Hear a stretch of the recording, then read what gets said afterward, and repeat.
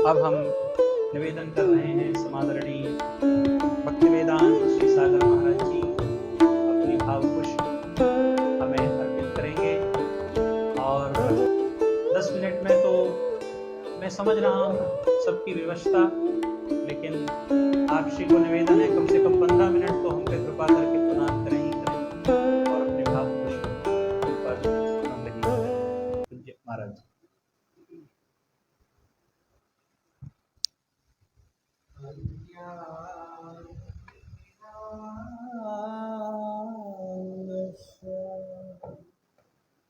ज्ञानञ्जन शलाकया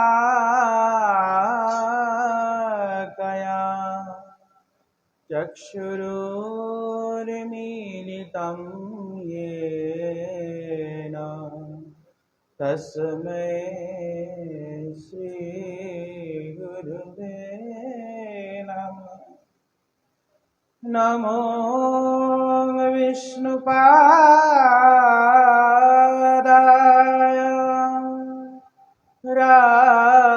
राधिकाय प्रियात्मने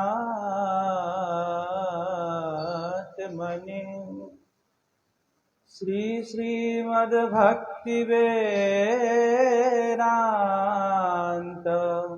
नारायणीति नामिने। त्रायस्य भो जगन्नाथ गुरो संसारबन्धिना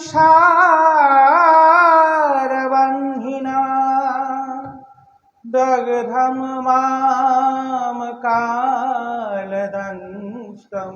च त्वामहं शरणं गता। श्री कृष्ण चैतन्य प्रभु नित्यानंद श्री अद्वैत गदाधर शिवासादि गौर भक्त वृंद। हरे कृष्ण कृष्ण कृष्ण हरे हरे, हरे राम राम राम हरे हरे। मैं सर्वप्रथम मेरे परम आराध्यतम गुरुपाद पद्म, परम आराध्यतम नित्यलीला प्रविष्टम ओम विष्णुपाद अष्टतरशत श्री श्रीमद् भक्ति वेदांत नारायण गोस्वामी महाराज जी के चरण कमल में मैं अनंत अनंत कोटि दंडवत व्यापन करता हूँ, तथा मेरे संन्यास गुरुदेव नित्यलीला प्रविष्टम विष्णुपाद अष्टतरशत श्री श्रीमद् भक्ति वेदांत मधुसूदन गोस्वामी महाराज जी के चरणों में मैं अनंत अनंत कोटि दंडवत व्यापन करता हूँ। मंचस्थ आसीन पूज्यपाद भक्ति सर्वस्व गोविंद महाराज एवं पूज्यपाद भक्ति वेदांत माधव गोस्वामी महाराज जी, श्री धीर कृष्ण प्रभु, धीरेन्द्र प्रभु एवं नरसिंह महाराज जी, सबके चरणों में मेरा यथा योग्य दंडवत प्रणाम। उपस्थित भक्तगण श्रोतागण सबके चरणों में मेरा यथा योग्य प्रणाम है। वैसे तो मैं श्रील रूप गोस्वामी महाराज जी के विषय में कुछ जानता नहीं, पर पूज्यपाद महाराज जी का आदेश था कि कुछ रूप गोस्वामी पाद के विषय में उनके चरणों में श्रद्धा पुष्पांजलि प्रदान करें। तो वैसे तो मैं समझता हूँ कि मैं बहुत ही अयोग्य व्यक्ति हूँ, कि मैं कहाँ रूप गोस्वामी पाद की चर्चा कर सकता हूँ, पर फिर भी वैष्णवों के कृपा प्रसाद से बोलने की चेष्टा करूँगा। शास्त्रों में बताते हैं रूप गोस्वामी पाद कौन थे कि श्री रूप मंजरी ख्याता यासीद वृंदावने पुरा साध्या रूपा ख्या गोस्वामी भूत्वा प्रकटतमियात्।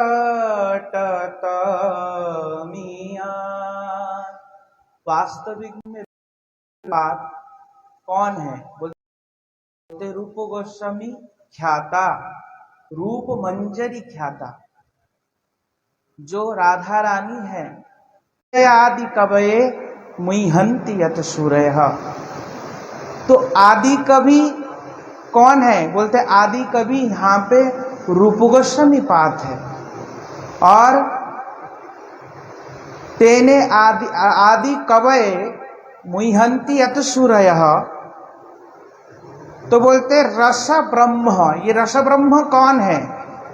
रस ब्रह्म है स्वयं महाप्रभु। रस ब्रह्म कौन है? स्वयं महाप्रभु।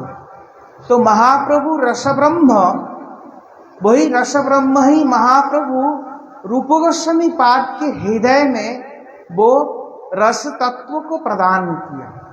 हाँ, कौन सा रस तत्व?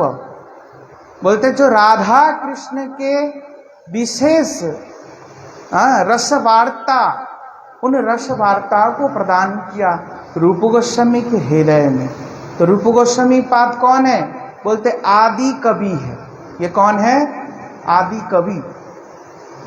क्यों आदि कवि है? क्योंकि अभी बताया ना, पूरा वृंदावन, पहले वृंदावन में साक्षात रूप गोस्वामी पाद मंजरी थे।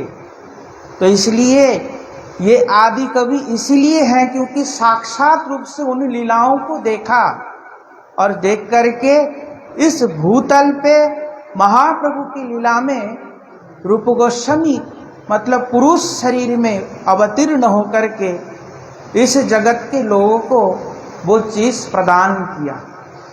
आज हम लोग देखते हैं सभी संप्रदाय में या अन्य अन्य कथाकार भी कथा कर रहे हैं, जो राधा कृष्ण की लीलाओं को बोल रहे हैं, तो वो रूप गोस्वामी पाद से, रूप गोस्वामी पाद के ग्रंथों को लेकर के उनमें से देख करके ही बोलते हैं। क्योंकि वास्तविक जो राधा कृष्ण की विशेष वार्ता है, ये विशेष रूप से रूप गोस्वामी पाद नहीं, तो धरती में, धरातल में सभी जीवों को प्रदान किया। इसलिए केवल हम गौड़िया संप्रदाय ही रूप गोस्वामी पाद की ऋणी नहीं है, अपितु समस्त जगत ही रूप गोस्वामी पाद के ऋणी रहेंगे, चिर ऋणी रहेंगे। क्यों? क्योंकि आज अगर रूप गोस्वामी पाद नहीं आते तो हम लोग इस प्रकार रूप गोस्वामी पाद के जो विचार है, जो विशेष लीलाएं हैं, उन लीलाओं को जान भी नहीं पाते। क्योंकि महाप्रभु आने से पहले पूर्व जितने भी आचार्य हैं, वो आचार्य कोई भी राधा कृष्ण की विशेष लीलाओं का वर्णन करने की समर्थ रखते नहीं थे, ना बोलने की हिम्मत करते थे। पर महाप्रभु आकर के ही इस वार्ता को विशेष रूप से प्रकाश करते जगत में, और उनके अनुयायी ही करते हैं। अन्यथा पहले जितने भी संप्रदाय है, वो सभी लोग ऐश्वर्य भक्ति की महिमा का गायन किया। क्योंकि महाप्रभु के अलावा इस भक्ति का गायन कोई करते नहीं है, और उनके अनुयायी ही करते हैं। तो रूप गोस्वामी पाद सबसे पहले जब जगन्नाथपुरी के लिए जा रहे थे, तो जगन्नाथपुरी के लिए जब जा रहे थे और मन ही मन सोच रहे थे कि मैं देखो राधा कृष्ण की जो लीला है, जो राधा कृष्ण मतलब जो वृंदावन में जो गोपियां हैं, वो गोपियां किस प्रकार द्वारिका गई हैं, और द्वारिका में जाकर के किस प्रकार कृष्ण की सेवा किया है, किस प्रकार द्वारिका की महिषियां बनी हैं, ये सब मैं बताऊंगा, वर्णन करूंगा। यह भाव लेके जगन्नाथपुरी के और महाप्रभु से मिलने जा रहे थे। रास्ते में सत्यभमापुर एक गांव, उसी गांव में जब विश्राम किया तो रूप गोस्वामी पाद को सपने में सत्यभमा देवी आकर के कहती हैं कि देखो तुम ब्रज लीला और पूर्व लीला को एक साथ मत करना, दोनों लीलाओं को अलग अलग करना, क्योंकि वृंदावन के कृष्ण को कभी बाहर नहीं निकालना, ऐसा कहा है कि वृंदावनम परित्यज्य सकचिन्नैव गच्छति। वृंदावनम परित्यज्य सकचिन्नैव गच्छति। कृष्ण कभी वृंदावन छोड़ के जाते नहीं और एक पग भी वृंदावन छोड़ के रखते नहीं है। तो इसलिए पूर्व की लीला, पूर्व मतलब द्वारिकापुर की लीला और वृंदावन की लीलाओं को एक साथ मत करना, दोनों को अलग अलग करना। तो जब ये रूप गोस्वामी पाद को स्वयं सत्यभामा ने आकर के बताया, सत्यभामा देवी, तब महाप्रभु से आके परामर्श लिया तो महाप्रभु भी यही बात बताए कि पूर्व की लीला को और वृंदावन के लीला को एक साथ वर्णन मत करना। पर और जितने भी हमारे गोस्वामी लोग हैं वो केवल वृंदावन की लीलाओं को ही वर्णन किया, मिलन लीला, पर विरहा लीला को वर्णन नहीं किया, क्योंकि विरहा लीला को सहन नहीं कर पाएंगे, इसलिए वो लोग वर्णन नहीं किया। पर श्रील रूप गोस्वामी पाद ने विरहा लीला को भी वर्णन किया। क्यों? क्योंकि मिलन से भी विरहा में भी एक आनंद है। क्या है? विरहा में भी एक आनंद है। अगर विरहा ना हो तो फिर मिलन का पूर्ण आनंद आस्वादन नहीं होता। तो इसलिए मिलन की आस्वादन को करने के लिए विरहा भी होना जरूरी होता है। इसलिए रूप गोस्वामी पाद विदग्ध माधव नाटक और ललित माधव नाटक दोनों नाटकों को वर्णन किया। तो सबसे पहले राय रामानंद प्रभु के पास आकर के बोले, तो राय रामानंद प्रभु के पास आके जब बोले तो राय रामानंद प्रभु ने कहा, तुम अपने इष्ट देवता का महिमा तो गाओ, देखो तो सही तुम अपने इष्ट देवता का किस प्रकार महिमा गायन करते हो। तो उस समय श्रील रूप गोस्वामी पाद कहते हैं कि अनार्पित चरीं चिराद करुणया अवतीर्णा कलौ समर्पयितु उन्नत उज्ज्वल रसां स्वभक्ति श्रियम् हरि पुरट सुंदर द्युति कदम्ब संदीपित सदा हृदय स्कंदरे स्फुरतु वह श्री सची नंदन। क्या कह रहे हैं कि अनार्पित चरीं चिराद करुणया अवतीर्ण कलो, जो महाप्रभु अनार्पित चरी संसार में अवतीर्ण हुए हैं। और क्या कह रहे हैं? समर्पित उन्नत उज्जवल रसाम स्वभक्ति श्रियम, इस जगत को समर्पित करने के लिए आए हैं, दान देने के लिए आए हैं, क्योंकि जीव भटक रहे हैं और उस प्रेम को आज से पहले किसी ने दान नहीं किया महाप्रभु के अतिरिक्त। तो महाप्रभु वही प्रेम को इस संसार में धरातल में दान करने के लिए आए। कौन सा प्रेम? बोलते पाल्य दासी का प्रेम। कौन सा प्रेम? पाल्य दासी मतलब श्रीमती राधा रानी के जो मंजरी भाव है, उस मंजरी उन्नत उज्जवल रस भाव को महाप्रभु इस संसार में देने के लिए आए हैं। और क्या कह रहे हैं? क्यों ये महाप्रभु क्यों दे रहे हैं? तो कह रहे हरि ही पुरट सुंदर द्युति कदम्ब संदीपित, क्योंकि साक्षात हरि कृष्ण ही राधा रानी के अंग कांति और भाव को लेकर के इस जगत में आए हैं, इसलिए जगत को दान कर रहे हैं।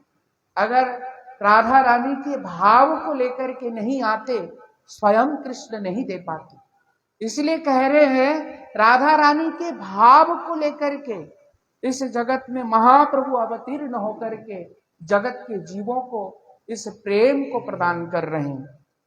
और कैसे प्रदान कर रहे हैं? लुटा रहे हैं, प्रदान कर रहे हैं। और वही जो श्री सचिनंदन है, कह रहे हैं सदा हृदय स्कंदरे स्फुरतु वह श्री सचिनंदन। इसलिए हम सब के हृदय में वही सचिनंदन गौर हरि हमारे हृदय में हमेशा क्या करे? हमेशा ही क्रीड़ा करे, हमेशा ही रहे, ऐसा कह रहे हैं। तो इसलिए कहने की तात्पर्य क्या है?